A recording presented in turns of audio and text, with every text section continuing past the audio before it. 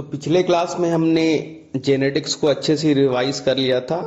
Audio में एक ही benefit है कि टाइम बहुत कम ही लगता है। अगर वीडियो बनाने जाते हैं तो लिखने में टाइम निकल जाता है, तो कोई भी चैप्टर का अच्छा खासा टाइम निकल जाता है।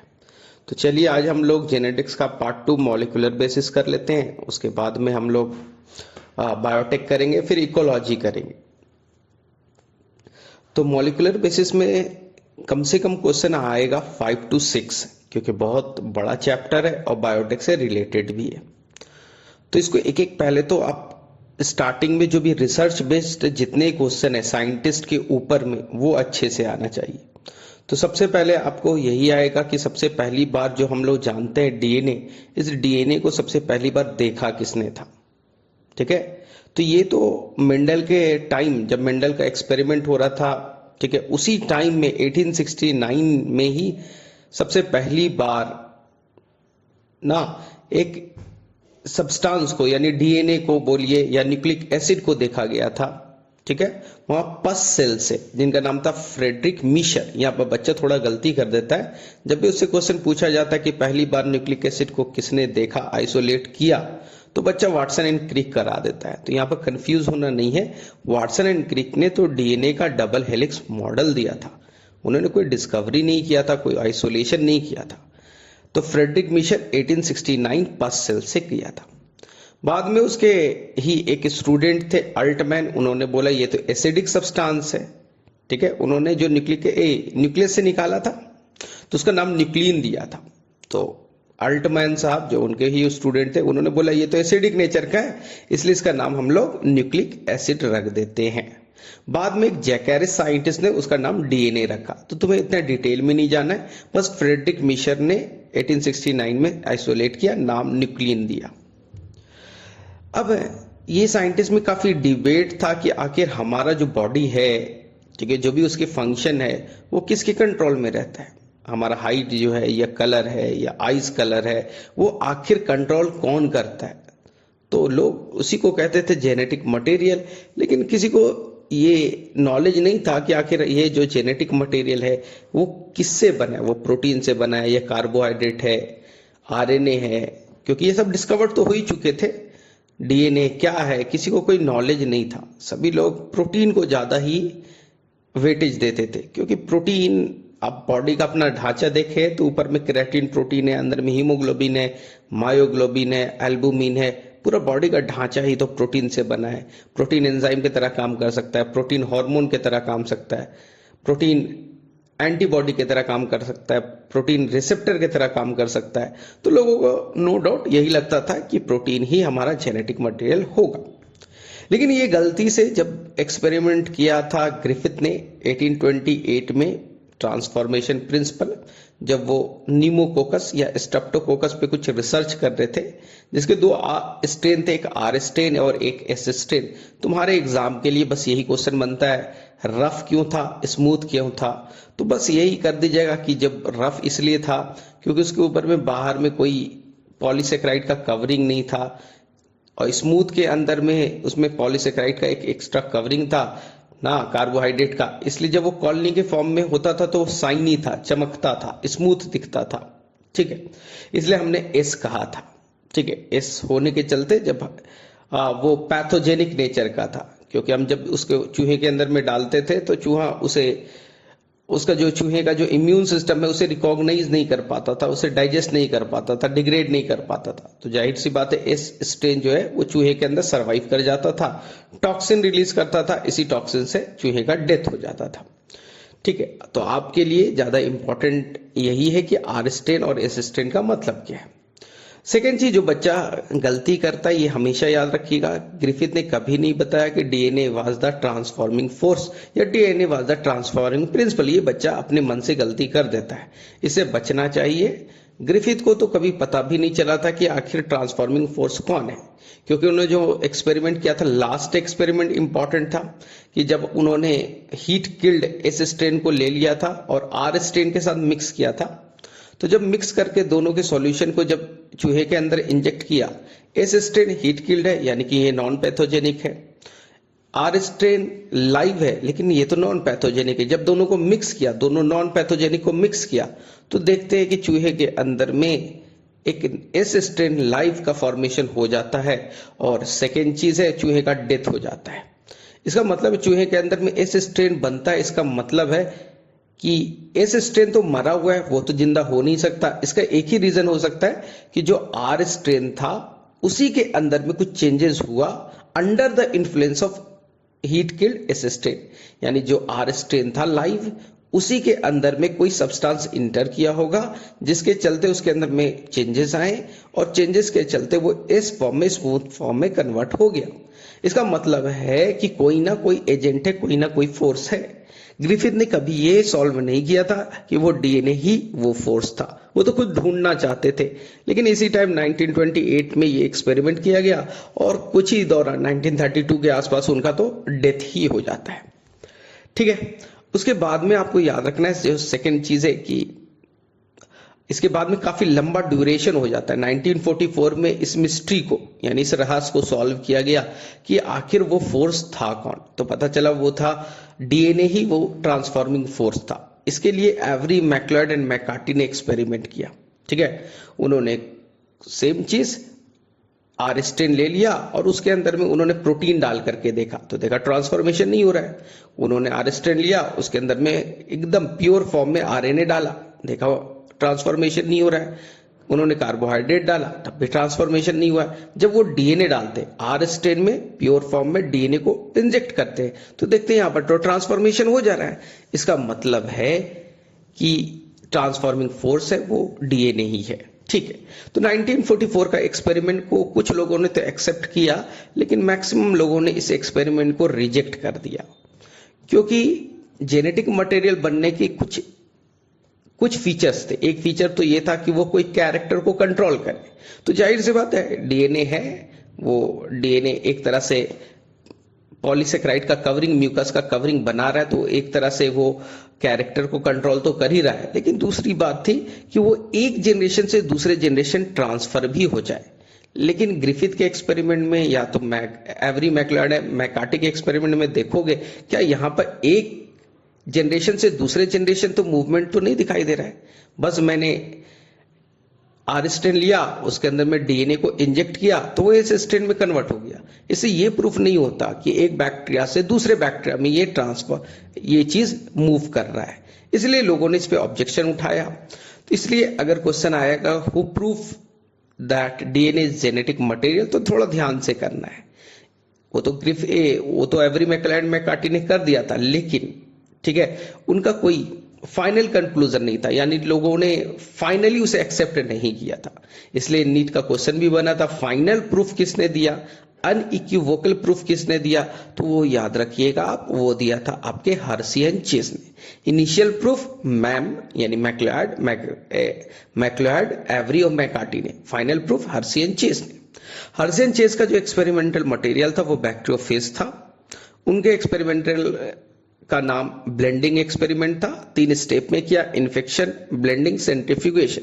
बहुत ज्यादा डिटेल में आपको नहीं जानना है, बस ये जानना है कि उन्होंने अपना एक्सपेरिमेंटल मटेरियल बैक्टीरियोफेज लिया। कौन सा बैक्टीरियोफेज? T2 बैक्टीरियोफेज अगर पूछा जाएगा तो।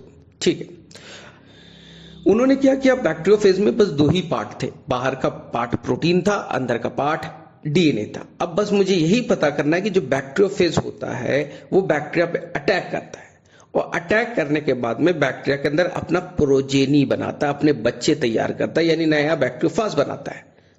आधा 99% बच्चे को ये पता ही नहीं होता कि ये एक्सपेरिमेंट क्यों किया जा रहा है ना। तो उसमें समझिए, बैक्टीरियोफेज एक वायरस है, वो बैक्टीरिया पे अटैक करेगा, और जब वो अटैक करेगा तो वहां जाकर के वो अपना प्रोजेनी बनाएगा। तो मुझे बस ये पता करना है कि जी बैक्टीरियोफेज का कौन सा पार्ट बैक्टीरिया पे अटैक करेगा। जो पार्ट अटैक करेगा वही नया बैक्टीरियोफेज तैयार करेगा।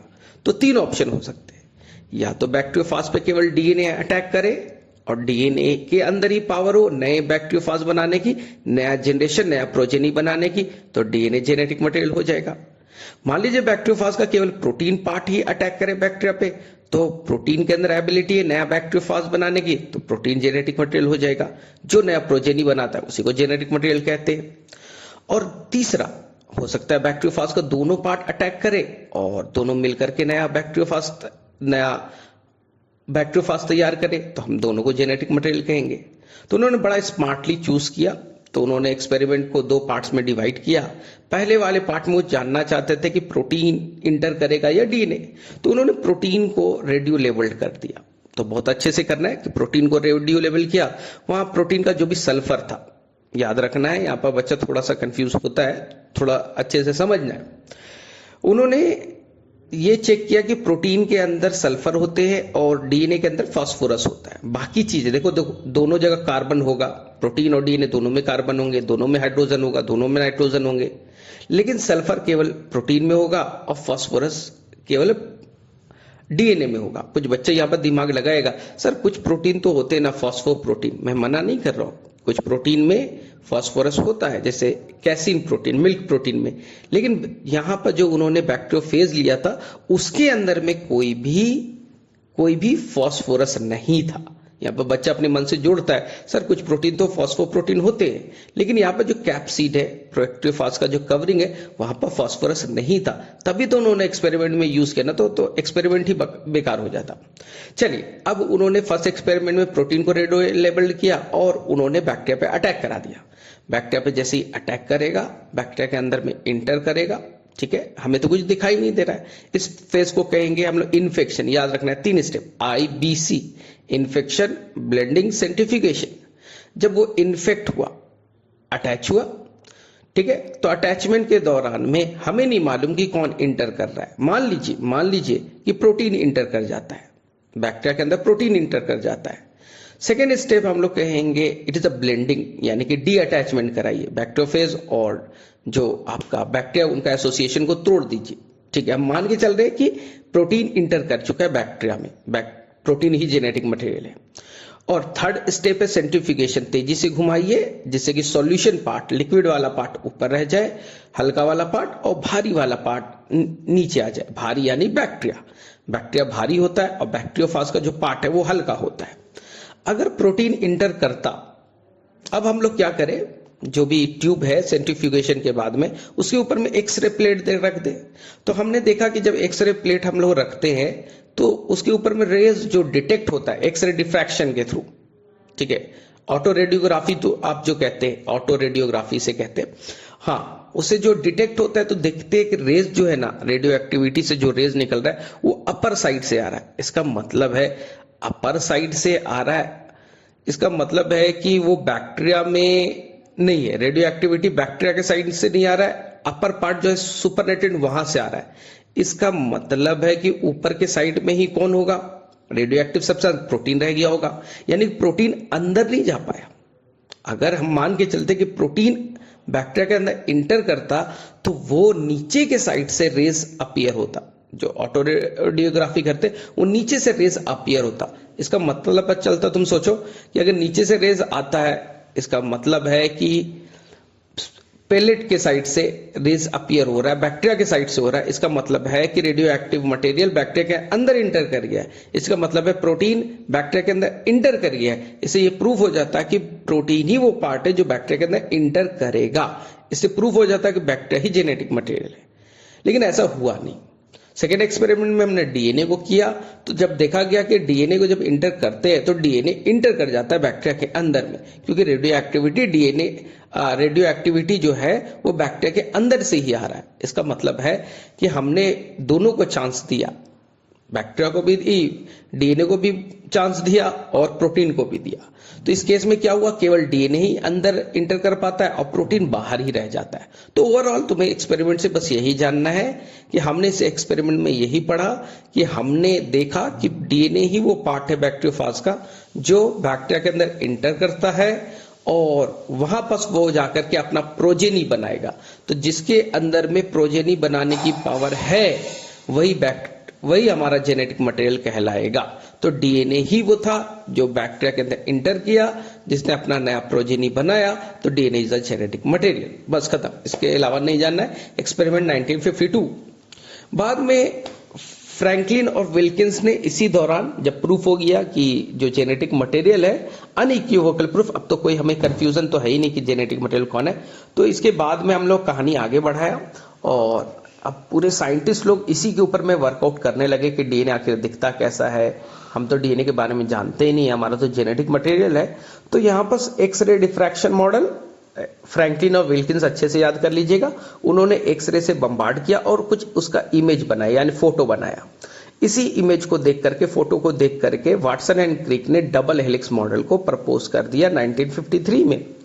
इसी के लिए 1962 में 3 साइंटिस्ट को, फ्रैंकलिन, वाटसन एंड क्रिक को नोबेल प्राइज दिया जाता है। ठीक है, विल्किंस का डेथ हो जाता है, एक मिनट मैंने गलत बोला क्या, हाँ, वाटसन, क्रिक और विल्किंस को नोबेल प्राइज दिया जाता है। फ्रैंकलिन को ये नोबेल प्राइज नहीं दिया जाता है क्योंकि उनका ऑलरेडी उससे पहले डेथ हो चुका था। ठीक है, इसके बाद में जैसे ही पता चला है कि डीएनए ऐसा दिखता है, तो अब हम डीएनए के ऊपर में रिसर्च स्टार्ट कर दिया। तो यहीं पर कॉन्सेप्ट आ गया सेंट्रल डोग्मा का कि आखिर डीएनए कैसे काम करता है। तो डीएनए से ट्रांसक्रिप्शन करके आरएनए बनेगा, आरएनए से प्रोटीन बनेगा, और प्रोटीन ही तो हमारा सारा काम करता है। प्रोटीन ही एंजाइम बनाएगा, प्रोटीन ही हार्मोन्स बनाएगा, प्रोटीन ही एंटीबॉडीज बनाएगा। ये सारा चीज को गाइड कौन कर रहा है? डीएनए कर रहा है। तो डीएनए डायरेक्टली नहीं कर रहा है, डीएनए ट्रांसक्रिप्शन करके आरएनए बनाया, इंफॉर्मेशन दिया, मैसेंजर आरएनए बनाया, और उससे सारा काम होता है। चलिए ठीक है, लेकिन अब यही कंफ्यूजन था कि जो जेनेटिक मटेरियल है वो भाई एक जनरेशन से दूसरे जनरेशन जाएगा, वो तो सही है। एक बैक्टीरिया में मान ले एक डीएनए है, तो जब वो डिवाइड करेगा तब तो दोनों बैक्टीरिया में इक्वल अमाउंट में जाना चाहिए इससे, यानी कि सेल डिवीजन के दौरान में डीएनए को अपने आप को रेप्लिकेट करना तो जरूरी है ना। एक सेल के अंदर में 46 क्रोमोसोम है, यानी 46 डीएनए है, तो वो अपने आप को 2 सेल में डिवाइड करेगा, तो दोनों में इक्वल अमाउंट में डीएनए चाहिए। तो ये कैसे हो सकता है भाई? इसलिए हमें रेप्लिकेशन जानना जरूरी था। अब यहां पर कई सारे साइंटिस्ट हैं, उन्होंने रेप्लिकेशन का अलग अलग मॉडल दिया, लेकिन आपको याद रखना है कि सबसे पहली बार सजेस्ट किया था, कॉन्सेप्ट दिया था कि डीएनए का जो रेप्लिकेशन है वो सेमी कंजर्वेटिव तरीके से होगा। आइडिया था, सजेशन था, वो था आपका वाटसन एंड क्रिक का, लेकिन उन्होंने कभी प्रूफ नहीं किया। उन्होंने बस बताया कि देखो डीएनए का रेप्लिकेशन क्या होगा ना, डीएनए दोनों स्ट्रैंड आपस में हाइड्रोजन बॉन्ड से जुड़े हैं, वो वीक होता है, वो खुल जाएगा और उसके ऊपर में नया स्टैंड आ जाएगा। बोला प्रूफ है क्या? बोले प्रूफ तो नहीं है यार। बाद में आपको अच्छे से याद रखना है कि मिचेल्सन एंड स्टॉल ने इस चीज को प्रूव किया कि आखिर जो डीएनए का जो रेप्लिकेशन होगा वो सेमी कंजर्वेटिव तरीके से होगा प्रोकैरियोट्स में। टेलर साहब ने इसी मॉडल को बताया यूकैरियोट्स में, जिसका एक्सपेरिमेंटल मटेरियल था वीसिया फाबा या फाबा बीन्स। तो यहां पर कंफ्यूज नहीं होना, टेलर साहब ने यूकैरियोट्स में बताया। ठीक है, टेलर यानी कि जो तुम्हारा कपड़ा सीता है वो जाहिर सी बात यूकैरियोट्स होगा, प्रोकैरियोट्स तो होगा नहीं। ठीक है, और किस पे काम किया था? रूट ऑफ वीसिया फाबा पे। मिचेल्सन एंड स्टॉल ने इकोलाई पे काम किया था, और यहां पर कंफ्यूज नहीं होना, उन्होंने सीजियम क्लोराइड डेंसिटी ग्रेडियंट पे काम किया था। ठीक है, उनका इससे एक न्यूमेरिकल क्वेश्चन आएगा, इसमें कंफ्यूज होने की जरूरत नहीं होती है। न्यूमेरिकल बहुत सिंपल सा होता है, या तो बना करके कर लीजिएगा या तो एक शॉर्ट फॉर्म से कर लीजिएगा, जो मैं अभी बता देता हूं। मान लीजिए क्वेश्चन पूछा गया कि मिचेल्सन एंड स्टॉल का, कि जो इनिशियली जो डीएनए वो दोनों स्टैंड N15 वाले, यानी हेवी डीएनए, दोनों स्टैंड में 15 वाला नाइट्रोजन है, हेवी डीएनए। ठीक है, 60 मिनट्स के बाद में कितने डीएनए हेवी होंगे, कितने लाइट होंगे, कितने इंटरमीडिएट होंगे। तो बस सिंपल एक फार्मूला मेरा याद रख लो, उससे बन जाएगा क्वेश्चन। ज्यादा हाई फाई क्वेश्चन तो आने वाला नहीं। क्वेश्चन में क्या बोलता है? इनिशियल डीएनए हेवी है, टाइम कितना है? 60 मिनट। हमें मालूम है 20 मिनट के बाद डबल होता है, यानी एक डीएनए अगले 20 मिनट में 2 होगा, अगले 20 मिनट में 4 होंगे, अगले 20 मिनट में होंगे आपके 8। ठीक है, 60 मिनट 60/20 कर दो, यानी कितने हो गए जनरेशन? 3 जनरेशन।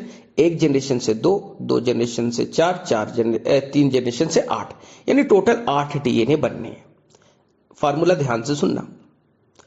इनिशियल डीएनए होगा 0, इनिशियल डीएनए यानी हेवी डीएनए होगा लड्डू यानी 0, और इंटरमीडिएट होगा 2, रेस्ट बाकी जो बच गए, बाकी यानी 6 जो डीएनए बच गए वो होंगे जिस मीडियम में आपने ग्रो कराया। यही फार्मूला है, इसे क्वेश्चंस बन जाएंगे। फिर से एक सॉल्व करते हैं। मान लीजिए क्वेश्चन में दिया है कि 120 मिनट्स के बाद में कितने डीएनए हेवी होंगे, लाइट होंगे, इंटरमीडिएट होंगे। तो सबसे पहले नंबर ऑफ जनरेशन निकाल लीजिएगा। मिनट्स कितना दिया? 120, 20 मिनट में डबल होता है, 120/20 कर दीजिए, यानी 6 जनरेशन। 6 जनरेशन में कितना होगा आप कैलकुलेट कर लिए। आई थिंक 64 होगा, 32 होगा, आई थिंक 64 होगा, जो भी होगा। तो आपको फार्मूला क्या याद रखना है, इनिशियल डीएनए होगा लड्डू 0, यानी कि इनिशियल डीएनए हेवी था तो इनिशियल डीएनए यहां होगा 0। ठीक है, 2 इंटरमीडिएट होंगे, अगर 64 है तो 2 इंटरमीडिएट होंगे और बाकी जो 62 होंगे वो आपके होंगे लाइट, जो भी मीडियम में आपने ग्रो किया है। रेस्ट होगा, 2 इंटरमीडिएट होगा और इनिशियल 0 होगा। क्वेश्चन को अगर चेंज कर दे कि नहीं नहीं स्टार्टिंग का जो डीएनए है वो तो लाइट है और हमने तो उसे 15 वाले मीडियम में ग्रो किया है, तो मुझे बताइए कि आफ्टर 60 मिनट्स क्या होगा। तो सेम फार्मूला लगाइएगा, ठीक है, कि इनिशियल डीएनए 0 यानी कि लाइट 0 होगा, इंटरमीडिएट तो होगा और रेस्ट जिस मीडियम में आपने ग्रो किया, आपने हेवी मीडियम में ग्रो किया, ठीक है, तो ऐसा होगा। सर तो ये हमें बड़ा कंफ्यूजन हो जाएगा कि अगर कुछ लिखा नहीं है और केवल लिखा मेजल्सन एंड स्टॉल एक्सपेरिमेंट 60 मिनट के लिए हमने एक्सपेरिमेंट किया, क्या होगा। तो यहाँ पर कंफ्यूज नहीं होना है। मेजल्सन एंड स्टॉल एक्सपेरिमेंट में तो क्लियर है, इनिशियल डीएनए हेवी था, मेजल्सन एंड स्टॉल ने उसे लाइट मीडियम में ग्रो किया, ठीक है। हम ये तो हाइपोथेटिकल क्वेश्चन बना देते हैं कि इनिशियल डीएनए इंटरमीडिएट था, इनिशियल डीएनए लाइट था, हमने उसे हेवी में ग्रो कराया, हमने उसमें लाइट में ग्रो कराया। ये तो हम हाइपोथेटिकल आपका एग्जामिनर क्वेश्चन क्रिएट करता है। मेजल्सन एंड स्टॉल का एक्सपेरिमेंट में क्लियर था कि हेवी डीएनए क्या था, इनिशियल डीएनए हेवी था, बाद में इंटरमीडिएट में हमने लाइट मीडियम में ग्रो किया, तो 60 मिनट के बाद, 80 मिनट के बाद, 100 मिनट के बाद क्या बनेगा। तो इसमें कंफ्यूजन नहीं होना है। कभी कभी बैंड देख करके बताना होता है, तो जो भारी डीएनए N15 यानी भारी डीएनए वो नीचे दिखेगा, जो लाइट है 14 वाला है वो सबसे ऊपर दिखेगा और जो इंटरमीडिएट वो बीच में दिखेगा। कभी कभी ये सब चुन्नू सा क्वेश्चन भी आ जाता है, ठीक है। तो कभी कभी नाइट्रोजन 15 ना लिख करके वो लिखेगा कि हमने NH4Cl अमोनियम क्लोराइड 15 वाला मीडियम में ग्रो कराया या अमोनियम क्लोराइड 14 वाला मीडियम में ग्रो कराया, तो इससे कंफ्यूज होने की जरूरत नहीं है। चलिए इसके बाद आगे हम लोग बढ़ते हैं। तो इसके बाद में एनसीईआरटी में होगा डीएनए रेप्लिकेशन का मैकेनिज्म, जो सभी बच्चों को अच्छे से याद ही होगा। डीएनए रेप्लिकेशन ई कोलाई में पूछा जाएगा, तो ई कोलाई में याद रखना है टाइमिंग कितना है। नई एनसीईआरटी में 18 है, पुरानी एनसीईआरटी में 38 था, 38 गलत कर दीजिएगा, कट मार दीजिएगा, 18 ही आपको याद रखना है। स्पीड पूछा जाएगा, तो डीएनए पॉलीमरेज का स्पीड एनसीईआरटी में मेंशन है 4.6 इंटू 10⁻⁶ बेस पेयर, नहीं 2000 बेस पेयर पर सेकेंड, टोटल बेस पेयर है 4.6 इंटू 10⁻⁶ बेस पेयर, ठीक है। ये एनसीईआरटी का डाटा है, तो डाटा इंपॉर्टेंट होता है। सेकेंड पूछा जाएगा कि डीएनए रेप्लिकेशन में हु इज द सबस्ट्रेट, ठीक है, और कौन देगा आपको एनर्जी, क्योंकि बहुत ही एनर्जेटिक प्रोसेस होता है। तो आपको याद रखना है डुअल नेचर का है यहां पास, न्यूक्लियोसाइड ट्राइफॉस्फेट। एनसीईआरटी के लाइन को पढ़ो, न्यूक्लियोसाइड ट्राइफॉस्फेट, न्यूक्लियोटाइड नहीं बोल रहा हूं मैं, न्यूक्लियोसाइड ट्राइफॉस्फेट यानी एनटीपीज, ज्यादा बेटर है डीएनटीपीज बोलिए, डिऑक्सी न्यूक्लियोसाइड ट्राइफॉस्फेट। ये यहां पर डुअल एक्टिविटी प्ले करने वाला है। ये जब टूटेगा तो ये क्या करेगा, डिऑक्सी न्यूक्लियोसाइड ट्राइफॉस्फेट यानी 3 फॉस्फेट है, तो ये टूटेगा तो फॉस्फेट को रिलीज कर देगा, जिसके अंदर एनर्जी स्टोर थे उससे एनर्जी निकल गया, और बाकी ये डिऑक्सी न्यूक्लियोसाइड मोनोफॉस्फेट को रिलीज कर देगा, जो सबस्ट्रेट की तरह काम करेगा। क्योंकि हम रेप्लिकेशन में केवल एडेनिन गुआनिन साइटोसिन थोड़ी डाल रहे हैं, हमें न्यूक्लियोटाइड चाहिए ना, तो न्यूक्लियोटाइड कौन देगा। तो यहां पास न्यूक्लियोसाइड ट्राइफॉस्फेट जो है डीएनटीपीज, वो डुअल पर्पस के लिए यूज किया जाता है। एनसीईआरटी में मेंशन है, यहां पर थोड़ा सा अच्छे से पढ़ लीजिएगा। वो सबस्ट्रेट भी दे देगा और वो एनर्जी भी प्रोवाइड कर देगा। चलिए सेकेंड चीज, डीएनए का रेप्लिकेशन जब भी होगा सेमी कंजर्वेटिव से होगा, ये सबको आता है। डीएनए का रेप्लिकेशन जब भी होगा वो बाई डायरेक्शनल होगा, एनसीईआरटी में नहीं है, मेरी बातें सुनिएगा। डीएनए का रेप्लिकेशन सेमी डिसकंटिन्यूअस होगा, क्योंकि एक स्टैंड पे लगातार डीएनए बनता है कंटिन्यूअस मैनर में, और दूसरे स्टैंड पे छोटे छोटे टुकड़ों में बनता है, ओकाजाकी फ्रैगमेंट्स में बनता है, इसलिए इसे हम लोग डिसकंटिन्यूअस भी कहते हैं। तो आधा कंटिन्यूअस आधा डिसकंटिन्यूअस, इसलिए नाम सेमी डिसकंटिन्यूअस। तो ऐसा क्वेश्चन आ जाए, डीएनए रेप्लिकेशन इज, पहला ऑप्शन सेमी कंजर्वेटिव करेक्ट है, सेमी डिसकंटिन्यूअस करेक्ट है, बाई डायरेक्शनल करेक्ट है, ये याद रखिएगा, ठीक है। अब आगे में हम लोग मूव करें, तो डीएनए का रेप्लिकेशन जब भी होगा 5 से 3 होगा, वो आपका लीडिंग स्टैंड हो या लैगिंग हो, वो हमेशा 5 से 3 होगा। डीएनए पॉलीमरेज एंजाइम सबसे इंपॉर्टेंट रोल प्ले करता है, लेकिन ये स्टार्ट नहीं कर सकता, इसलिए हमें स्टार्टिंग में आरएनए प्राइमर की जरूरत होती है जो आरएनए पॉलीमरेज नाम का एंजाइम बनाएगा। इसी आरएनए पॉलीमरेज को पुराना नाम आरएनए प्राइमेज था। तो आरएनए प्राइमेज बोले, आरएनए पॉलीमरेज बोले, दोनों सेम होते हैं। ठीक है। सेकेंड चीज है कि बच्चा एक जगह गड़बड़ करता है कि हम पोलैरिटी कहां से ले, जहां से लूप बना है, जहां से आपका लूप बना है ना। तो याद रखिएगा, हम टेम्पलेट स्टैंड, डीएनए रेप्लिकेशन में दोनों स्टैंड टेम्पलेट की तरह काम करता है। टेम्पलेट की पोलैरिटी कैसे बताए, जहां से लूप बना है वहीं से पोलैरिटी डिसाइड होगा। यानी कि आपके एनसीईआरटी में जो फिगर बना है वो लेफ्ट साइड से पोलैरिटी लीजिएगा, राइट से नहीं लीजिएगा। एनसीईआरटी खोलिए, एनसीईआरटी में जो डीएनए रेप्लिकेशन का फिगर बना है वहां लेफ्ट साइड से पोलैरिटी लीजिएगा।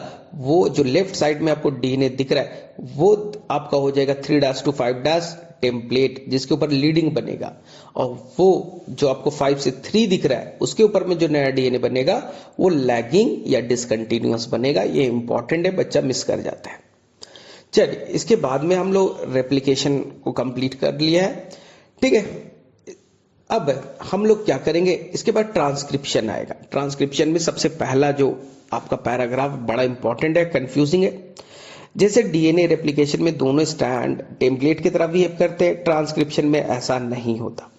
ट्रांसक्रिप्शन में डीएनए का केवल एक ही स्टैंड आपका टेम्पलेट की तरह बिहेव करेगा, दूसरे स्टैंड पे नॉन टेम्पलेट, दूसरा स्टैंड टेम्पलेट की तरह काम नहीं करेगा। यानी यहां पर दोनों स्टैंड आरएनए नहीं बनाएंगे।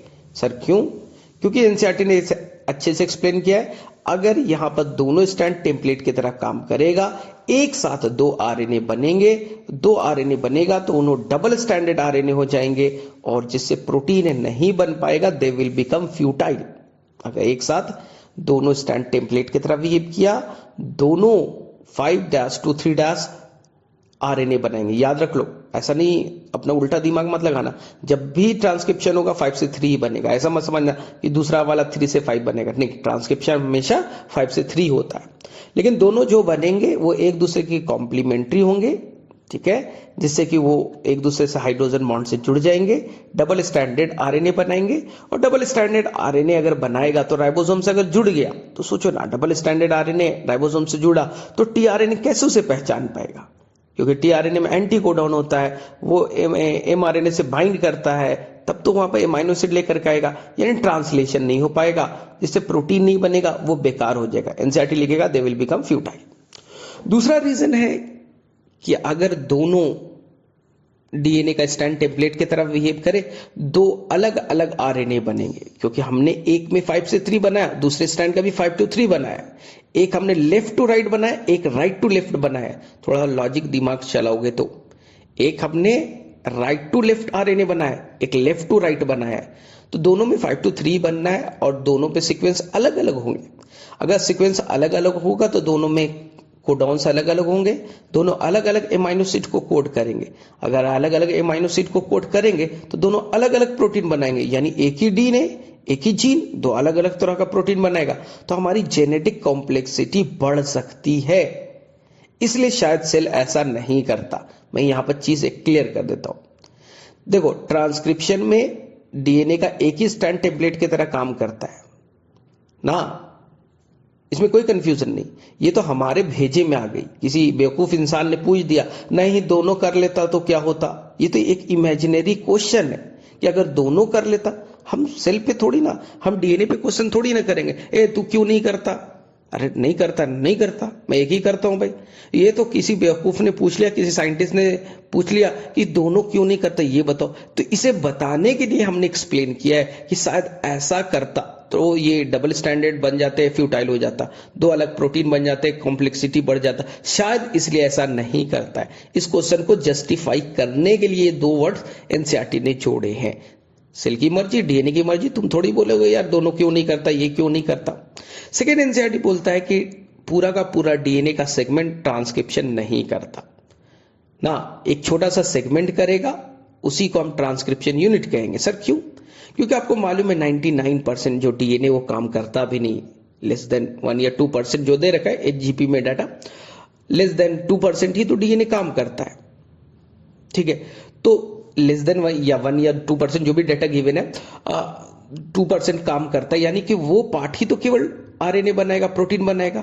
इसलिए डीएनए का अगर मान ले 1 मीटर का डीएनए है तो उसमें हो सकता है केवल 2 सेंटीमीटर वाला ही पार्ट केवल काम करे। इसलिए एनसीईआरटी का ये लैंग्वेज है कि डीएनए का पूरा जो डीएनए वो ट्रांसक्रिप्शन ना करके उसका एक छोटा सा टुकड़ा ही काम करेगा, क्योंकि वही फंक्शनल पार्ट है। इसी को ट्रांसक्रिप्शन यूनिट कहेंगे, जिसमें 3 पार्ट होगा, ट्रांसक्रिप्ट, प्रमोटर, टर्मिनेटर और होगा आपका स्ट्रक्चरल जीन। ये डायरेक्टली क्वेश्चन नीट में आ जाएगा। सेकेंड क्वेश्चन है कि आपको वो चीज अच्छे से याद रखना है ट्रांसक्रिप्शन यूनिट में। जो ट्रांसक्रिप्शन यूनिट में 5 से 3 होगा वो आपका कोडिंग स्टैंड होगा, 3 से 5 होगा वो टेम्पलेट स्टैंड होगा। जो कोडिंग स्टैंड है वही मेन स्टैंड है, इसलिए उसी को रेफरेंस मानते हुए एनसीईआरटी का लाइन को पढ़िए। कोडिंग स्टैंड ही मेन स्टैंड है, इसलिए उसी को रेफरेंस मानते हुए 5' पे प्रमोटर होगा और 3' पे टर्मिनेटर होगा। अगर कोई बच्चा ये बोलता है कि टेम्पलेट के 3' पे प्रमोटर है और 5' पे आपके टर्मिनेटर है, ठीक है, तो ये गलत स्टेटमेंट है। तो ये चीज को आप ध्यान से कीजिएगा विथ रेफरेंस टू, क्योंकि कोडिंग स्टैंड ही मेन है, इसलिए कोडिंग स्टैंड को रेफरेंस मानते हुए कोडिंग के 5' पे प्रमोटर होगा, कोडिंग के 3' को हम लोग टर्मिनेटर कहेंगे। तो ये चीज याद रखिएगा। सेकेंड क्वेश्चन पूछा जाएगा कि जो आरएनए का सीक्वेंस वो कैसा होगा। बहुत आसान सा क्वेश्चन है और नीट में 100% आ ही जाता है। तो जो आरएनए है 5' to 3' आरएनए है, जो आरएनए का सीक्वेंस है यानी जो एमआरएनए, जो एमआरएनए का सीक्वेंस है वो मैच करेगा कोडिंग स्टैंड से, एक्सेप्ट जहां भी कोडिंग स्टैंड में थाइमिन होगा एमआरएनए में यूरासिल होगा, बस। तो क्वेश्चन ये आएगा, ये देखिए एमआरएनए, क्या आप कोडिंग स्टैंड बता सकते हैं? आप 100 चीज आइडेंटिकल छाप देंगे, लिख दीजिएगा आइडेंटिकल, बस थाइमिन और यूरासिल का डिफरेंस होगा। अगर एमआरएनए गिवन है, टेम्पलेट बताना है, तो आप क्या कीजिएगा, उसका कॉम्प्लीमेंट्री बताइएगा। कॉम्प्लीमेंट्री समझ में आता है ना, ए है तो वहां यू होगा, जी है तो सी होगा, सी है तो जी होगा। तो ये याद रखिएगा, एमआरएनए का सीक्वेंस आइडेंटिकल है कोडिंग के, एमआरएनए का सीक्वेंस, ठीक है, कॉम्प्लीमेंट्री है आपका टेम्पलेट से। ये चीज याद रखिएगा। एनसीईआरटी में यहां पर लिखा है कि जो ट्रांसक्रिप्शन यूनिट है, ठीक है, इस ट्रांसक्रिप्शन यूनिट में अप स्ट्रीम पे प्रमोटर होगा, डाउन स्ट्रीम पे टर्मिनेटर होगा। यहां पर कंफ्यूज नहीं होना है। जो ट्रांसक्रिप्शन यूनिट है उसका पहला न्यूक्लियोटाइड को आप स्टार्ट पॉइंट मान लीजिए, पहले न्यूक्लियोटाइड को आप स्टार्ट पॉइंट मान लीजिए, उससे पहले जो भी है उसे हम लोग अप स्ट्रीम कहेंगे, उसके बाद जो भी है उसे हम लोग डाउन स्ट्रीम कहेंगे। स्ट्रक्चरल जीन का पहला न्यूक्लियोटाइड स्टार्ट पॉइंट है, तो जैसे उससे पहले कौन होगा, आपका प्रमोटर होगा, तो अप स्ट्रीम कहलाएगा। उसके बाद कौन होगा, डाउन स्ट्रीम कहलाएगा, ठीक है। सेकेंड क्वेश्चन जो पूछा जाएगा वो ये है कि एनसीईआरटी में लिखा है कि जो आपका ट्रांसक्रिप्शन यूनिट में कुछ और भी कंपोनेंट होते हैं ना, जैसे कि वो रेगुलेटर जीन की बात कर रहा है, ऑपरेटर जीन की बात कर रहा है, लेकिन एनसीईआरटी बोलता है हम लोग बाद में पढ़ेंगे, यानी वो बताने की कोशिश कर रहा है कि जब आप पढ़िएगा क्या लैक ऑफ अराउंड, तो वहां पर इसके अलावा भी कुछ और भी कंपोनेंट मिल सकते हैं, जैसे ऑपरेटर जीन मिलेगा, रेगुलेटर जीन मिलेगा, ये सब और भी कंपोनेंट आपको मिल सकते हैं। चलो आगे चलते। अब प्रोकैरियोट्स में ट्रांसक्रिप्शन करना है तो आरएनए पॉलीमरेज बस एक तरह का चाहिए, ओनली वन टाइप, वही आरआरएनए, एमआरएनए, टीआरएनए बनाएगा। यूकैरियोट्स में they are the clear cut division of labour, यहां पास 3 तरह के आरएनए पॉलीमरेज होंगे। आरएनए पॉलीमरेज 1 राइबोसोमल आरएनए बनाएगा, आरएनए पॉलीमरेज 2 एमआरएनए बनाएगा, क्योंकि हमारे अंदर में एमआरएनए डायरेक्टली नहीं बनता, हमारे अंदर पहले एचएनआरएनए बनते हैं, तो एचएनआरएनए फिर एमआरएनए लिखिएगा। और तीसरा transfer RNA polymerase 3 tRNA and transfer RNA बनाएगा। ये चीज आपको अच्छे से आना चाहिए। एक एक्सेप्शन है, जहां एक्सेप्शन है वहीं क्वेश्चन भी बनता है। आरएनए पॉलीमरेज 3 केवल टीआरएनए नहीं बनाएगा, इसके अलावा वो 5s आरआरएनए बनाएगा, ठीक है, और वो बनाएगा एसएनआरएनए। ट्रिक्स बता देता हूं, आरएनए पॉलीमरेज 1 ऐसा राइबोसोमल आरएनए बनाएगा जिसमें 8 वर्ड होगा, 18, 28s, 5.8s, वो 8 वाला केवल बनाएगा। 5s वाला आरएनए पॉलीमरेज 3rd बनाएगा, याद रखना। बाकी शॉर्ट ट्रिक तुम्हें बता रखा है आरएमटी करके, आरएनए पॉलीमरेज 1 आरआरएनए बनाएगा, आरएनए पॉलीमरेज 2 एमआरएनए बनाएगा, आरएनए पॉलीमरेज टीआरएनए बनाएगा। ठीक है, ये याद रखना। एनसीईआरटी में सेकंड लाइन लिखा है कि देखिए प्रोकैरियोट से वो तो बड़ा सिंपल है भाई, उसके अंदर में कुछ कंपार्टमेंट तो होता नहीं है, न्यूक्लियस वगैरह तो कुछ है नहीं, तो एक ही कंपार्टमेंट है। ठीक है, वहीं पास क्या होगा उसका, वहीं पास आपका क्या होगा, डीएनए से क्या बना, डायरेक्टली एमआरएनए बन जाएगा। उसके अंदर में कोई भी आपको प्रोसेसिंग करने की जरूरत नहीं है, वो केवल साइटोसोल में बनेगा। यूकैरियोट्स में एनसीईआरटी में एक बहुत अच्छा सा लाइन लिखा है जो मैं थोड़ा सा रिपीट कर देता हूं। एनसीईआरटी में लिखा है यूकैरियोट्स में आरएनए पॉलीमरेज जो है वो एटलीस्ट 3 तरह का है। इसका मतलब है आरएनए पॉलीमरेज 1, 2 और 3 को छोड़कर के कुछ और भी आरएनए पॉलीमरेज है। वो एक्चुअली में क्लू में बताने की कोशिश कर रहा है कि जो यूकैरियोट्स है उनके अंदर में माइटोकॉन्ड्रिया भी है, प्लास्टिड है, उनके अंदर भी तो ट्रांसक्रिप्शन होते रहता होगा, उनके अंदर डीएनए तो वहां भी ट्रांसक्रिप्शन चलता होगा, तो वहां भी कुछ आरएनए पॉलीमरेज की जरूरत पड़ती होगी। इसलिए याद रखना है एटलीस्ट यानी मेनली 3 तरह के, इसके अलावा भी आरएनए पॉलीमरेज पाए जाते हैं। ये बड़ा इंपॉर्टेंट लाइन है। ठीक है, सेकेंड चीज आपको याद रखना है कि हमारे अंदर यानी यूकैरियोट्स के अंदर में जो जीन है वो स्प्लिट है, यानी इस पे एक्सॉन भी है और इंट्रॉन भी है। हम लोग जब डीएनए से ट्रांसक्रिप्शन करेंगे तो एचएनआरएनए बनेगा जिसके अंदर में इंट्रॉन भी होगा।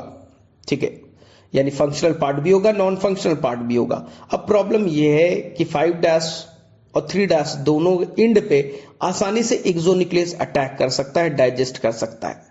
जैसे ही ये न्यूक्लियस से बाहर निकलेगा इस पे अटैक स्टार्ट हो जाएगा, इसलिए बहुत ध्यान से सुनना।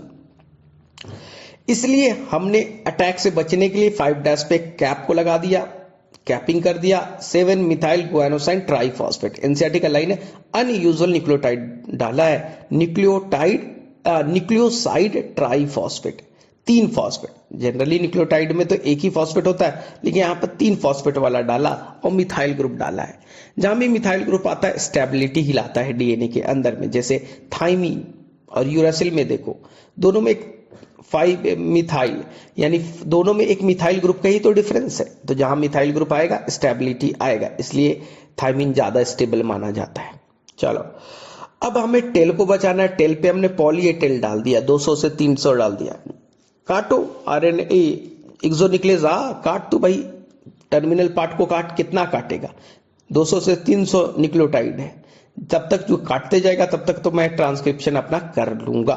थर्ड स्टेप आएगा कि यहां पास एक कॉम्प्लेक्स आएगा जिसे हम लोग कहते हैं, इसे स्प्लाइसियोसोम कहते हैं, सिंपल से भाषा में जानो स्प्लाइसियोसोम कहते हैं, जो इंट्रॉन को लूप के फॉर्म में कन्वर्ट कर देगा, लूप बना देगा, सारे इंट्रॉन को लूप बनाएगा, स्प्लाइसियोसोम बैठ जाएगा। सर स्प्लाइसियोसोम क्या है? स्प्लाइसियोसोम एसएनआरएनए प्लस प्रोटीन का एक कॉम्प्लेक्स है। ठीक है, एसएनआरएनए प्लस प्रोटीन स्प्लाइसियोसोम कहलाएंगे। इसका नाम से ही क्लियर है कि ये स्प्लाइसिंग कराएगा। ठीक है, नीट में डायरेक्टली क्वेश्चन आया था, स्प्लाइसिंग स्प्लाइसियोसोम ये सब कहां एब्सेंट होगा, तो प्रोकैरियोट्स में, क्योंकि वहां इंट्रॉन नहीं है, स्प्लाइसिंग की जरूरत नहीं है, स्प्लाइसियोसोम की जरूरत नहीं है, एसएनआरएनए की जरूरत नहीं है। अब यहां पर हमने स्प्लाइसिंग करा दिया तो एक्सॉन पार्ट अलग अलग हो गए, तो बाद में आरएनए लाइगेज से, ये डीएनए नहीं चल रहा है, आरएनए लाइगेज से सभी को जोड़ देंगे। एनसीईआरटी में बहुत ब्यूटीफुल सा लाइन लिखा है कि जो आपका टेल बना है वो टेम्पलेट इंडिपेंडेंट है। जाहिर सी बात है, जो ट्रांसक्रिप्शन यूनिट है उससे एचएनआरएनए बना था, एचएनआरएनए में क्या कैप था? नहीं। एचएनआरएनए में क्या टेल था? 200 से 300 न्यूक्लियोटाइड वाले क्या पॉली ए टेल थे? नहीं सर, ये तो आपने बाद में जोड़ा ना। तो क्या ये डीएनए के ऊपर में टेम्पलेट के बैठ करके उसके ऊपर बना है? नहीं, ये तो बाद में हमने जोड़ा है, इसलिए एनसीईआरटी में लिखा है टेम्पलेट इंडिपेंडेंट मैनर में बना है। चलिए, हाँ, अब एनसीईआरटी में एक अच्छा सा लाइन था जो मैं मुझे वहां पर बताना था। प्रोकैरियोट्स के अंदर में ट्रांसक्रिप्शन हुआ, डीएनए से एमआरएनए बने, अभी कंप्लीशन हुआ भी नहीं है। डीएनए से एमआरएनए बने, अभी कंप्लीशन हुआ भी नहीं है। मान लो अभी 30% ही एमआरएनए बना है, राइबोसोम उसी से जुड़ जाएगा और ट्रांसलेशन स्टार्ट कर देगा। They are coupled to each other, ये एनसीईआरटी का लाइन है।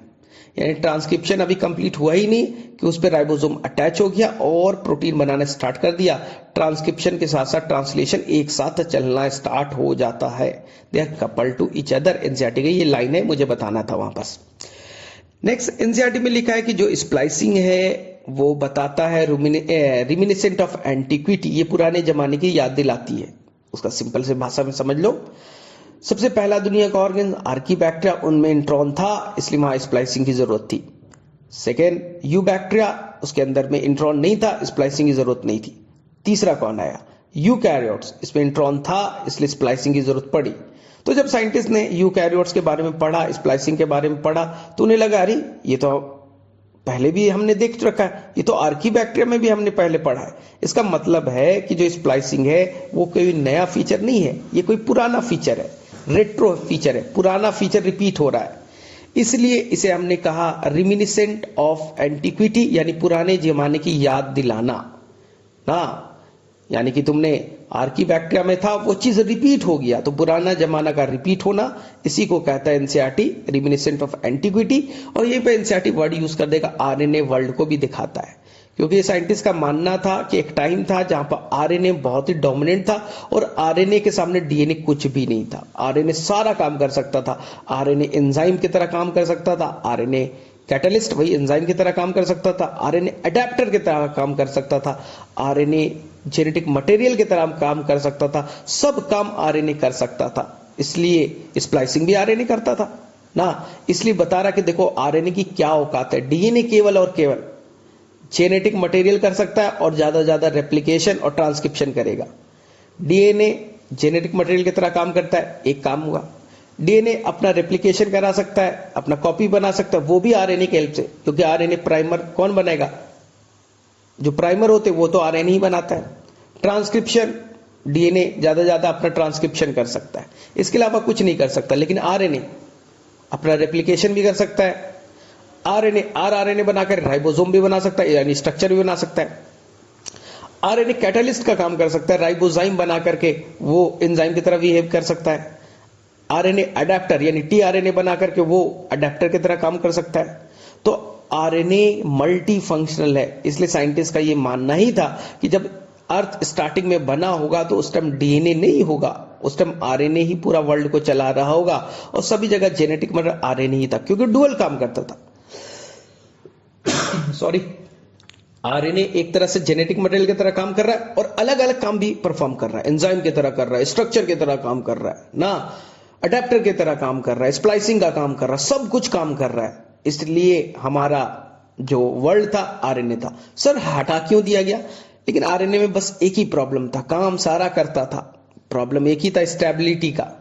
म्यूटेशन का रेट फास्ट था, आसानी से केमिकल से रिएक्ट कर जाता था, इसलिए नेचर ने डिसाइड किया कि आरएनए को हटाओ मत, आरएनए को रहने दो, बस ये अनस्टेबल है तो आरएनए के जगह पे डीएनए को जेनेटिक मटेरियल बना दो, आरएनए को वैसे ही रहने दो। आज भी आरएनए हमारा सारा काम कर रहा है, आरआरएनए राइबोसोम बना रहा है, टीआरएनए अडेप्टर की तरह काम कर रहा है, ठीक है, राइबोजाइम ये काम कर रहा है, इस एसएनआरएनए स्प्लाइसिंग का काम कर रहा है। आज भी हमारा आरएनए सारा काम कर रहा है, बस उससे वो दर्जा छीन लिया गया।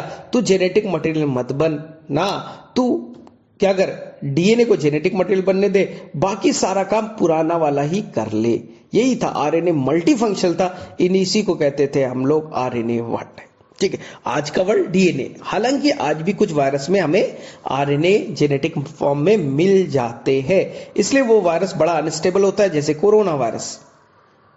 जेनेटिक मटेरियल कौन है? आपका आरएनए। इसलिए देखो कितना म्यूटेशन हो गया, डेल्टा प्लस है, गामा प्लस है, डब्ल्यू प्लस है, अलग अलग वो बनते जा रहा है। ये हाईली अनस्टेबल है। कुछ दिनों में इसके हजारों वैरायटी आपको तो दिख ही चुके, हजारों तरह के स्ट्रेन बन चुके कोरोना वायरस के ना।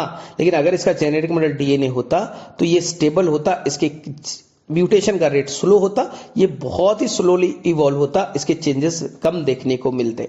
इसलिए बैक्टीरिया से ज्यादा प्रॉब्लम नहीं है हमें। बैक्टीरिया का अगर डिजीज हो जाए तो उसमें चेंज वेंज होना नहीं है, सही रहेगा, तब तक दवा बना लो। लेकिन वायरस में बड़ा जल्दी म्यूटेशन होता है। आप दवा बनाओगे, वैक्सीन बनाया, डेल्टा प्लस में चेंज हो गया, वैक्सीन अब काम नहीं करेगा। डेल्टा प्लस का बनाया तो गामा प्लस बन गया, वैक्सीन काम नहीं करेगा। इसलिए ये सब इश्यू है अगर जेनेटिक मतलब आरएनए है। याद रखना, आपकी नई एनसीईआरटी ने क्यूबी बैक्टीरियोफाज मेंशन किया है, जिसका जेनेटिक मतलब सिंगल स्टैंडर्ड आरएनए। इस साल का बहुत ही मेरा फेवरेट क्वेश्चन रहेगा कि QB bacteriophage single standard RNA phage 174 single standard DNA, और बाकी चीजें तो आपको आता ही है कि डबल स्टैंडर्ड डीएनए कहाँ होगा, रियो वायरस में डबल स्टैंडर्ड आरएनए होते हैं, हालांकि एनसीईआरटी में गिवन नहीं है। तो ये वाला जेनेटिक मटेरियल वाला पार्ट जरूर देख लीजिएगा, कहां पर सिंगल स्टैंडर्ड आरएनए, कहां पर डबल स्टैंडर्ड आरएनए, कहां सिंगल स्टैंडर्ड डीएनए, कहां डबल स्टैंडर्ड डीएनए। ठीक है, तो ये सब में गड़बड़ नहीं करना है। बहुत सारा बच्चा ये गड़बड़ करता है, प्रोकैरियोट में सिंगल स्टैंडर्ड डीएनए, यूकैरियोट्स में डबल स्टैंडर्ड डीएनए। गलत बात। ठीक है, दोनों केस में डबल स्टैंडर्ड ही डीएनए होता है। तुम्हें दुनिया में एक ही जगह याद रखना है, फाज 174 एनसीईआरटी के अकॉर्डिंग सिंगल स्टैंडर्ड डीएनए। ज्यादा याद करना है, M13 याद कर लीजिए। चलिए, अब हम लोग आरएनए को 3 कैटेगरी में डिवाइड किया है। परसेंटेज याद रखिएगा, सबसे ज्यादा है आरआरएनए लगभग 80%, उसके बाद है टीआरएनए 10 to 15%, सबसे कम है एमआरएनए, सबसे लेस स्टेबल एमआरएनए, सबसे कम में परसेंटेज वाइज सबसे कम एमआरएनए, सबसे स्टेबिलिटी में सबसे कम it is mRNA. TRNA adapter की तरह काम करता है, क्योंकि एक तरफ एमाइनो एसिड को पकड़ेगा, एक तरफ से वो एमआरएनए से बाइंड करता है, इसलिए इसे अडेप्टर आरएनए कहते हैं। और ये सॉल्युबल फॉर्म में पाया जाता है, तो इसलिए सॉल्युबल आरएनए भी कहते हैं। इसके शेप से क्वेश्चन पूछेगा, 2D शेप में कैसा दिखेगा और 3D शेप में कैसा दिखेगा, तो ये एकदम रट्टा मार लेना है। 2D शेप में क्लोवर लीफ शेप, 3D में उसको एल शेप्ड या इन्वर्टेड एल शेप्ड होगा।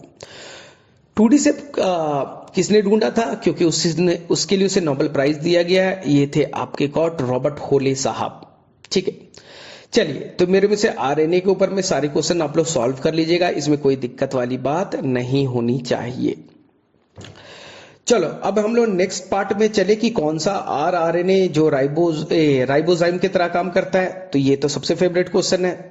प्रोकैरियोट्स में जो 23S है वो एंजाइम की तरह काम करेगा ड्यूरिंग ट्रांसलेशन, जो एमाइनो एसिड को जोड़ेगा। तो एक एंजाइम चाहिए, ठीक है, जिसको हम लोग पुराने जमाने में कहते थे पेप्टाइडल ट्रांसफेरेज। आज पता चला कि वो वही एंजाइम का नाम राइबोजाइम है, तो टेंशन वाली बात नहीं है। जहां पर 23S आरआरएनए एंजाइम की तरह बिहेव कर रहा है, इसलिए राइबोजाइम कह दिया। इसी का नाम पुराने जमाने में पेप्टाइडल ट्रांसफेरेज था। चलो, अब हम लोग आगे चले, तो आगे में जो नेक्स्ट टॉपिक है वो आपको पढ़ने के लिए मिलेगा, इट इज अ ट्रांसलेशन, क्योंकि हमने ट्रांसक्रिप्शन को कंप्लीट कर लिया। ट्रांसलेशन, ट्रांसक्रिप्शन में बस ये याद कर लीजिएगा कि प्रोकैरियोट्स में जो ट्रांसक्रिप्शन होगा वहां पर एंजाइम चाहिए आरएनए पॉलीमरेज। स्टार्ट कराने के लिए चाहिए आपको सिग्मा फैक्टर। इलोंगेशन के लिए कोई भी आपको फैक्टर की जरूरत नहीं है। टर्मिनेशन के लिए आपको चाहिए रो फैक्टर। यहां पर सिंपल सा एक क्वेश्चन बन जाएगा। इनिशिएशन के लिए sigma factor, elongation self sufficient है, किसी की जरूरत नहीं है, और टर्मिनेशन के लिए रो फैक्टर की जरूरत होगी। चलिए, हो गया। अब ट्रांसलेशन में आ जाओ। ट्रांसलेशन के 5 स्टेप आपको याद करके जाना है कि कैसे कैसे होगा। इनिशिएशन ना, एक्टिवेशन ऑफ एमाइनो एसिड होगा, पहला स्टेप है। एमाइनो एसिड को हम लोग क्या करेंगे, एक्टिवेट करेंगे, उसके लिए एटीपी चाहिए। दूसरा होगा चार्जिंग ऑफ टीआरएनए, तीसरा होगा इनिशिएशन, फिर इलोंगेशन, फिर टर्मिनेशन। ठीक है, ये पूरा कॉन्सेप्ट आपको बहुत अच्छे से हमने पढ़ा रखा है। ठीक, फिर भी किसी को इशू है तो उसका वीडियोस को देख लीजिएगा, लेकिन आप लोगों को आता ही होगा। मेरे अकॉर्डिंग एक ही क्वेश्चन सबसे इंपॉर्टेंट इसमें बनने वाला है, जो आपने डिस्कस कर रखा है। 23S आरआरएनए यहां पर एंजाइम की तरह बिहेव करेगा, कैटालिस्ट की तरह बिहेव करेगा, 2 एमाइनो एसिड को जोड़ने में हेल्प करेगा, इसलिए ना यहां पर वो एंजाइम की तरह बिहेव कर रहा है 23S आरआरएनए, इसलिए से राइबोजाइम कहेंगे। ये बड़ा इंपॉर्टेंट क्वेश्चन है। दूसरा, what is the function of UTR. तो जब आप देखिएगा प्रोकैरियोट्स हो या यूकैरियोट्स हो, ठीक है, जो ट्रांसलेशन प्रोसेस वहीं से स्टार्ट होता है जहां से आपका क्या गिवन है, स्टार्ट कोडॉन। उससे पहले में जो सीक्वेंस होगा, न्यूक्लियोटाइड का सीक्वेंस होगा, ट्रांसलेशन में पार्टिसिपेट नहीं करेगा, उसी को हम लोग कहते हैं यूटीआर, अनट्रांसलेटेड रीजन। सर इसका काम क्या है, एनसीईआरटी में लिखा है टू इंक्रीज इफिशिएंसी ना। एक्चुअली में ये राइबोसोम से हेल्प करेगा। ये एमआरएनए में पाया जाता है यूटीआर, ये राइबोसोम से बाइंड करने में हेल्प करेगा। अगर राइबोसोम अच्छे से बाइंड करेगा तो अच्छे से वो इफिशिएंसी के साथ में वो ट्रांसलेशन भी कर पाएगा। इसलिए एनसीईआरटी में लिखा है टू इंक्रीज इफिशिएंसी, स्टेबिलिटी, बस यही जानना है। रियल फंक्शन स्टिल अननोन है, बस आपको जो एनसीईआरटी में लिखा है टू इंक्रीज इफिशिएंसी, आपको बस वही याद करके जाना है। यूटीआर दोनों तरफ से पाया जाएगा, 5' पे भी होगा, 3' पे भी होगा, तो ये बड़ा इंपॉर्टेंट है। क्योंकि एनसीईआरटी में ब्लैक पॉइंट में दिया है यूटीआर, तो इसको अच्छे से देख लीजिएगा। चलिए नेक्स्ट, जेनेटिक कोड का फीचर पूछा जाएगा, तो बस साइंटिस्ट का नाम याद रखिएगा कि genetic code, term genetic code George गेमो ने दिया था। किसने बताया था कि जो जेनेटिक कोड है या कोडॉन से ट्रिपलेट नेचर का है? जॉर्ज गेमो ने, लेकिन कभी एक्सपेरिमेंटल प्रूफ नहीं किया। एक्सपेरिमेंटल प्रूफ 3 साइंटिस्ट थे, निरेनबर्ग, मथाई एंड खोराना। नमक याद कर लीजिएगा, निरेनबर्ग, मथाई एंड खोराना। लेकिन एनसीईआरटी में मथाई ने यूज किया है, वहां पर वर्ड यूज किया ओकोवा, तो ओकोवा याद कर लीजिए। तो निरेनबर्ग ने क्या किया? सेल फ्री सिस्टम बनाया। खोराना ने आर्टिफिशियल जीन बना दिया, ठीक है। और आपके ये ओकोवा साहब ने एक एंजाइम बनाया, जिस एंजाइम का नाम था पॉलीन्यूक्लियोटाइड फॉस्फोराइलेज। खुराना में थोड़ा सा कंफ्यूजन है, एनसीईआरटी ने इस तरह का नहीं लिखा है। खुराना को उन्होंने क्रेडिट दिया है कि उन्होंने बनाया था आर्टिफिशियल ना सेल्फ डिफाइंड आरएनए का सीक्वेंस। उन्होंने self defined homopolymer and copolymer, NCERT ने दोनों वर्ड यूज किया है। होमोपॉलीमर जैसे यू यू यू यू लगातार सेम सीक्वेंस वाले हैं तो होमोपॉलीमर कहिएगा, यूसी यूजी यूजी ऐसे है तो ये डिफरेंट वाले तो इसे कोपॉलीमर कहिएगा। अब उस पर कंट्रोवर्सी में मत जाइएगा कि वो तो निरेनबर्ग ने किया था, एनसीईआरटी फॉलो कीजिए। एनसीईआरटी में लिखा है निरेनबर्ग ने सेल्फ फ्री सिस्टम बनाया, याद कर लीजिए।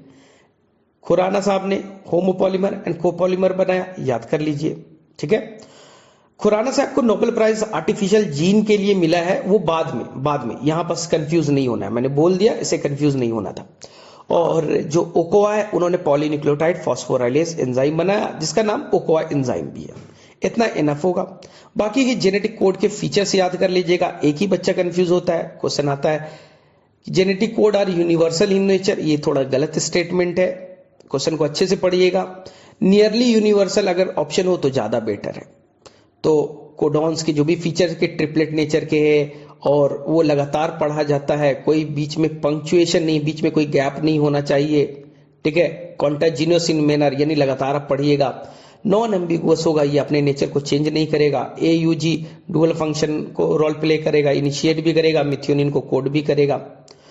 और जो डीजेनरेसी शो करेगा, यानी कि एक एमाइनो एसिड को कोड करने के लिए ढेर सारे कोडॉन्स है, जैसे कि ग्लाइसिन को कोड करने के लिए आपको जीयूजी भी है, ग्लाइसिन को कोड करने के लिए जीजीजी भी है, जीजीसी भी है, जीजीए भी है, जीजीयू भी होगा ना, यानी कि एक को एमाइनो एसिड को कोड करने के लिए एक से ज्यादा कोडॉन, ऐसे समझ सकते हो।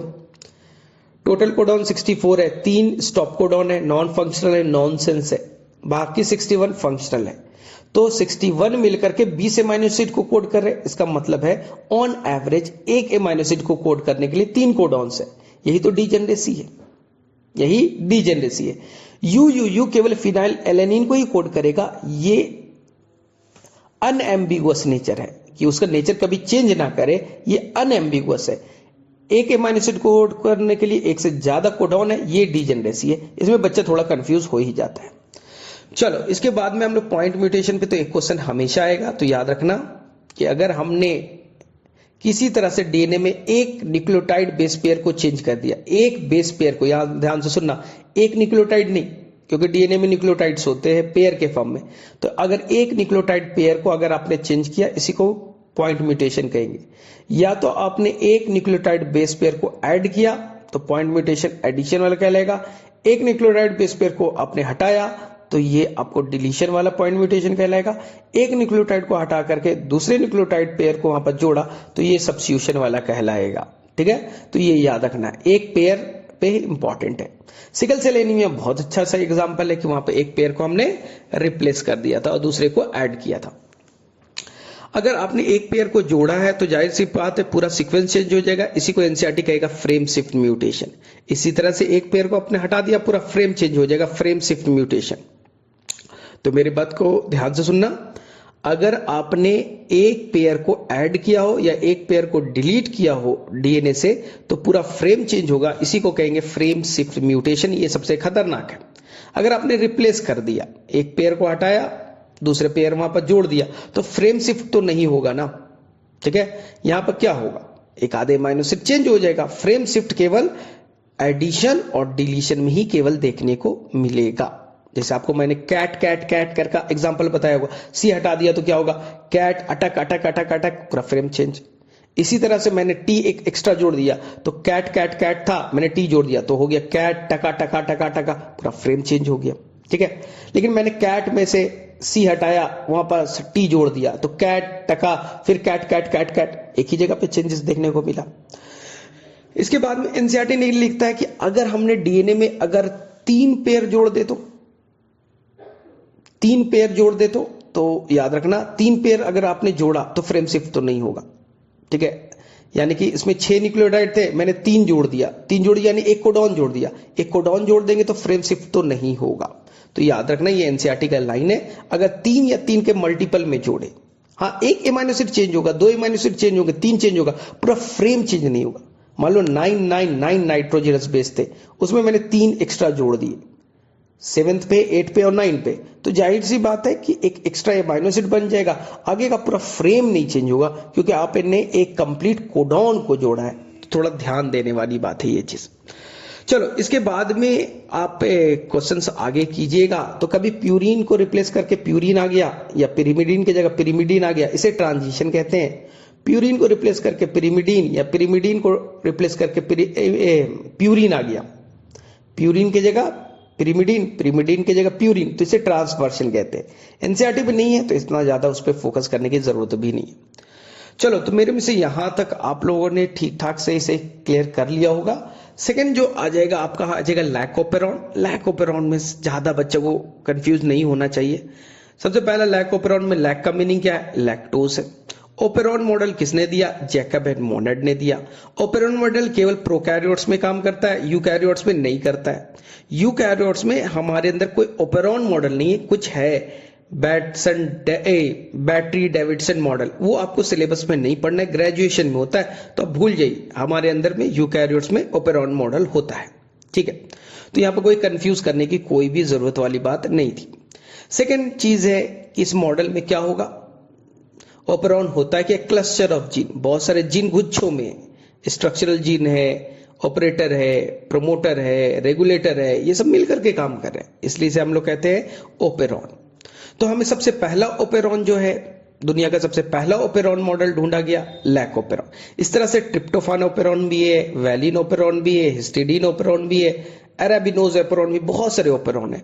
हमारे सिलेबस में केवल लैक ओपेरॉन है। लैक्टोज यहां पर क्या करेगा? इंड्यूसर का काम करेगा, यानी सिस्टम पहले ऑफ था, लैक्टोज डाला, सिस्टम ऑन हो गया, इसलिए इसे कहते हैं इंड्यूसेबल ओपेरॉन। जो आपका लैक ओपेरॉन में लैक आई जीन था, वो रिप्रेसर प्रोटीन बनाता है। ये रिप्रेसर प्रोटीन गया, ऑपरेटर को ब्लॉक कर दिया, सिस्टम ऑफ हो गया। लैक आई जीन ने रिप्रेसर प्रोटीन बनाया, वो गया, ऑपरेटर को ब्लॉक किया, सिस्टम अपने आप ऑफ हो गया। इसका मतलब है जो रिप्रेसर प्रोटीन सिस्टम को ऑफ कराता है, इसलिए इसे कहते हैं नेगेटिव रेगुलेशन। एनसीईआरटी कहता है पॉजिटिव रेगुलेशन भी हो सकता है, यानी lac operon is under the control of negative regulation as well as positive regulation. But positive regulation आपको पढ़ना है बियॉन्ड योर स्कोप, यानी वो क्लास 13 में पढ़ना है, यानी आपको ग्रेजुएशन में पढ़ना है। आपको यहां तक केवल नेगेटिव रेगुलेशन को जानना है, हो सकता दोनों है। तो सर नेगेटिव रेगुलेशन मतलब लैक आई ने रिप्रेसर प्रोटीन बनाया, रिप्रेसर ने सिस्टम को ऑफ करा दिया, सिस्टम को ऑफ करना रिप्रेसर प्रोटीन से नेगेटिव रेगुलेशन। मैंने आपको पॉजिटिव भी बताया कि कुछ कैप प्रोटीन होते हैं, कैप नाम का कुछ रेगुलेटर जीन होता है, उससे कैप प्रोटीन बनता है, ये सिस्टम को ऑन कराने में हेल्प करता है। तो अगर ऑन कराने में हेल्प करे पॉजिटिव रेगुलेशन, ऑफ कराने में हेल्प करे तो it is a negative regulation. तो ये याद रखिएगा। तो यहां पर कोई गड़बड़ नहीं कीजिएगा। एक एनसीईआरटी में शायद तुम्हें कंफ्यूजन हो जाए पढ़ने के दौरान में, जो इंड्यूसर है वो लैक्टोज और एलोलैक्टोज है, कंफ्यूज नहीं होना है। लैक्टोज डाइमर है, ठीक है, उसमें एक ग्लूकोज है, एक गैलेक्टोज है, दोनों के बीच बॉन्ड जो है बीटा 1,4 ग्लाइकोसिडिक बॉन्ड है। एलोलैक्टोज जैसे ही लैक्टोज अंदर जाता है उसमें थोड़ा मॉडिफिकेशन हो जाता है, जो बॉन्डिंग बीटा 1,4 था बीटा 1,6 हो जाता है और इसे एलोलैक्टोज कहते हैं। तो लैक्टोज और एलोलैक्टोज एक दूसरे के आइसोमर है, बस लैक्टोज स्टार्टिंग में जो इंटर करता है उसको थोड़ा मॉडिफाई कर दिया जाता है। याद रखिएगा लैक ओपेरॉन ना हमेशा के लिए बंद होता है ना हमेशा फास्ट होता है, ये रेट है। याद रखिएगा lack operon is a rate, ना ये बंद होता है ना पूरी तरह से ऑफ ना पूरी तरह से ऑन, ये रेट है। इसलिए हमेशा लैकोपेरॉन थोड़े अमाउंट में चलते जाएगा, थोड़े अमाउंट में परमेज एंजाइम बनते रहेंगे, थोड़े से ग्लूकोज अंदर आ सकता है, थोड़े से ग्लूकोज आएगा। अगर ग्लूकोज आएगा तभी तो सिस्टम को ऑन कराएगा, क्योंकि अगर पूरी तरह से लैकोपेरॉन 100% अगर बंद है, परमेज अगर बनेगा नहीं, तो कभी ग्लूकोज अंदर आएगा ही नहीं, इंड्यूसर कभी आएगा ही नहीं, तो सिस्टम तो कभी ऑन होना ही नहीं चाहिए।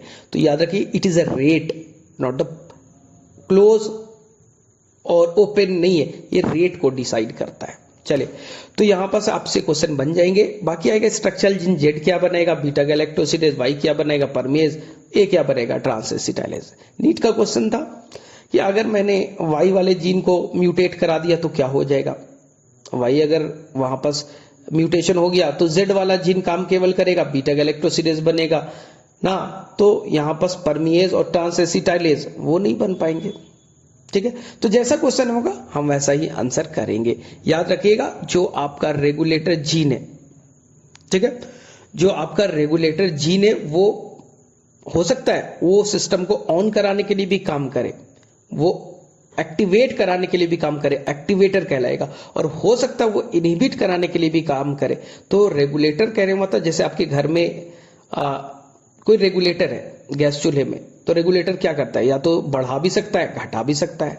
तो रेगुलेटर दो तरह के होते हैं, वो बढ़ाने का भी काम कर सकता है, घटाने का भी काम कर सकता है। एक जगह एनसीईआरटी में जहां पर बच्चा पढ़ता नहीं है, आगे स्किप कर देता है, हमारे अंदर में यूकैरियोट्स में जीन को रेगुलेट करने के कई सारे स्टेप वाइज मैकेनिज्म है। पहला स्टेप वाइज मैकेनिज्म है कि हम डीएनए से आरएनए बना ही नहीं, ट्रांसक्रिप्शन लेवल पे सबसे पहले डीएनए से हम आरएनए बनाए ही नहीं, हमें डीएनए को काम नहीं करना, हमें जीन को काम नहीं करना है। मान लो मेरे ब्रेन में इंसुलिन जीन बैठा है, मुझे नहीं चाहिए वहां इंसुलिन हार्मोन, तो हम कैसे उसे रेगुलेट करेंगे, क्योंकि टॉपिक का नाम है जीन रेगुलेशन। तो सबसे पहले हम ब्रेन के अंदर में जो जीन है इंसुलिन जीन, उससे ट्रांसक्रिप्शन करने ही ना दे, एचएनआरएनए बनाने ही नहीं दे, तो हम उसे उसी लेवल पे रोक दे। ठीक है, दूसरा, अगर मान ले कि एचएनआरएनए बन गया तो उसे एमआरएनए में ना कन्वर्ट करने दे, यानी कि हम प्रोसेसिंग ना होने दे। मान लो एमआरएनए भी बन गया, तो एमआरएनए बन गया तो एमआरएनए को न्यूक्लियस से बाहर ना जाने दे। ठीक है, इस लेवल पे रोक सकते हैं। या अगर वो बाहर चल भी गया तो हम ट्रांसलेशन ही ना करने दे, यानी ट्रांसलेशन लेवल पे भी रोक सकते हैं। एकदम सिंपल है। हमारे अंदर ब्रेन में इंसुलिन जीन है, वो चाहता है इंसुलिन हार्मोन बनाना, हम कैसे रोकें, हमें इंसुलिन हार्मोन नहीं चाहिए ब्रेन में। तो सबसे पहला है कि हम ट्रांसक्रिप्शन ही ना होने दें। ट्रांसक्रिप्शन अगर गलती से हो गया, एचएनआरएनए बन गए, तो एमआरएनए में मॉडिफाई ना होने दे। एमआरएनए भी बन गया तो उसे हम लोग न्यूक्लियस से बाहर ना जाने दे, न्यूक्लियस से बाहर चला गया तो ट्रांसलेशन भी ना होने दे। प्रोकैरियोट्स में एक ही लेवल पे बेस्ट काम करेगा, इट इज द प्रोकैरियोट्स में, क्योंकि वहां पास तो मॉडिफिकेशन नहीं है, ये सब नहीं है, वहां पर मेन जो है प्रोकैरियोट्स में वो ट्रांसक्रिप्शन लेवल ही है। ठीक है, याद रखिएगा, ये एनसीईआरटी में जीन रेगुलेशन में स्टार्टिंग में लिखा हुआ मिल जाएगा, कोई गड़बड़ मत कीजिएगा। तो फिर से मैं रिकैप कर दूं, क्वेश्चन आएगा लैकोपेरॉन में किसने दिया, जैकब एंड मोनेड ने। फर्स्ट मॉडल कौन सा था, तो लैकोपेरॉन मॉडल था। लैक का मतलब क्या है, लैक्टोज है। यहां पर लैक्टोज क्या काम करेगा, इंड्यूसर की तरह। लैकोपेरॉन नेगेटिव और पॉजिटिव रेगुलेशन दोनों शो कर सकता है। ठीक है, नेगेटिव रेगुलेशन कैसे है, रिप्रेसर प्रोटीन ने सिस्टम को ऑफ कराया तो नेगेटिव रेगुलेशन, कैप प्रोटीन ने सिस्टम को ऑन कराया तो पॉजिटिव रेगुलेशन। ठीक है, इसके अलावा यहां पर लैक्टोज एलोलैक्टोज में डिफरेंस क्या, दोनों एक दूसरे के आइसोमर है। जैसे ही लैक्टोज अंदर जाएगा तो अपने आप को मॉडिफाई करके एलोलैक्टोज में कन्वर्ट कर लेगा, जो कि इंड्यूसर की तरह रियल में काम करता है। और ये जो लैकोपेरॉन ना हमेशा के लिए बंद होता है ना हमेशा के लिए खुला रहता है, बस हमेशा, ठीक है, ये रेट पे डिपेंड करता है, स्लो रेट से हमेशा काम करते रहता है। तो ये याद रखिएगा, इतना इनफ होगा और ज्यादा दिमाग लगाने की जरूरत नहीं है इसमें। चलो बाकी वाला पार्ट जो HGP है, उसके अंदर में जो भी डाटा वाटा गिवन है उसको अच्छे से याद कर लीजिएगा। तो मेरे में से आप HGP का मैंने बहुत अच्छा सा वीडियो बनाया, आपके पास अभी टाइम है HGP का देख लीजिएगा, 1 घंटे का वीडियो होगा। ऐसे मैंने सारा चीज तो आपको बता ही रखा, आपको याद तो होगा। एनसीईआरटी भी अगर पढ़ लिया तो इनफ होगा कि HGP कब से कब प्रोजेक्ट चलाया गया, एकदम छोटे छोटे क्वेश्चन पूछे जाएंगे कि HGP का गोल क्या था, फिर HGP के जो भी फीचर्स थे कि फर्स्ट क्रोमोसोम पे कितने जीन्स थे 2968, ऑन एवरेज कितना जीन का साइज था 3000 बेस पेयर, सबसे बड़ा जीन कौन था डिस्ट्रोफिन ना, सबसे कम नंबर ऑफ जीन कहाँ थे तो वाई क्रोमोसोम पे थे 231, SNP कितने जगह पे होता है, 1.4 मिलियन साइट ना। फिर हमारा डीएनए दूसरे के डीएनए से कितने परसेंट मैच करेगा, 99.9%।